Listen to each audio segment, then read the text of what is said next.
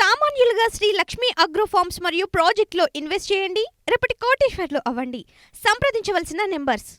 చంద్రబాబు నాయుడు గారు చెప్పిన పద్ధతిలో జరిగింది అని నమ్మగలమా? దీని అర్థం ఏంటి? మీరు ఎవరి మీదో కోపాన్ని ఈ రకంగా బజారు పాలు చేయడం తప్ప టీటీడీ ప్రతిష్టని, వెంకటేశ్వర స్వామి ప్రసాదానికి ఉన్నటువంటి నాణ్యమైనటువంటి లేదా ప్రసాదంపై మీద ఉన్నటువంటి పవిత్రతని మీరు అపవిత్రం చేయడం కాదా? ఇది ఏ రకంగా సమంజసమైంది? చంద్రబాబు నాయుడు గారు, మీరు ఆలోచించండి.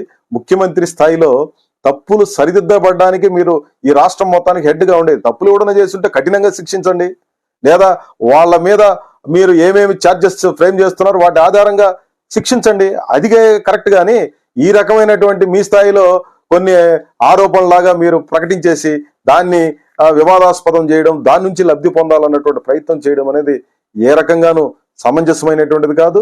భక్తుల మనోభావాలను దృష్టిలో పెట్టుకోండి.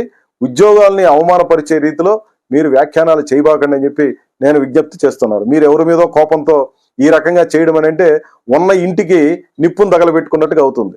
అదేదో ఎలుకను పట్టకపోయి చూరు తగలబెట్టారని చెప్పే సామెత ఉంది.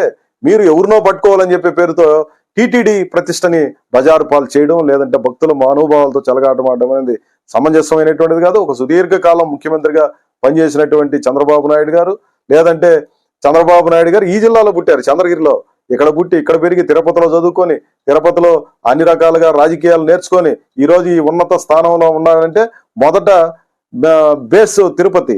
అట్లాంటి తిరుపతి మీద అభాండాలు వేయడం, లేదంటే ఈ రకమైనటువంటి వ్యాఖ్యానాలు చేయడం ఏ రకంగా సమంజసమైనటువంటిది?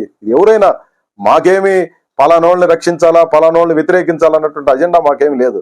టీటీడీలో జరుగుతున్నటువంటి వాటి మీద అనవసరమైనటువంటి తప్పుడు వ్యాఖ్యానాలు, లేదంటే తప్పుడు ప్రచారాలు చేయడం వల్ల చిట్ట చివరికి ఎవరికి నష్టం జరుగుతుంది? అల్టిమేట్ గా మళ్ళీ టీటీడీకే నష్టం జరుగుతుంది.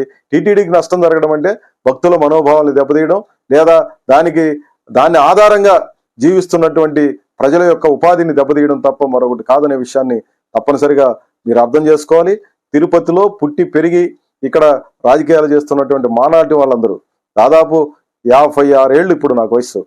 ఇంతకాలం మేము అన్ని చూస్తున్నాం. టీటీడీలో ఇట్లాంటి జరగడానికి అవకాశం లేదు. మేము దగ్గరగా చూస్తున్నాం. చంద్రబాబు నాయుడు గారికి తెలియదని అనుకోలేం. ఇది సరైనటువంటిది కాదు. మరొకసారి చంద్రబాబు నాయుడు గారు రివీల్ చేసుకోవాలి. ఇట్లాంటి ఆరోపణలు ఏ రకంగానూ సమంజసం కాదు. దాని మీద ఉపసంహరించుకొని ఇట్లాంటి వ్యాఖ్యానాలు భక్తుల మనోభావాలు లేదా ఉద్యోగులకి హర్ట్ చేసేటట్టుగా వ్యాఖ్యానాలు వద్దు అని చెప్పి నేను చంద్రబాబు నాయుడు గారికి సూచన చేయదలుచుకున్నాను. సెలవు. నమస్కారం.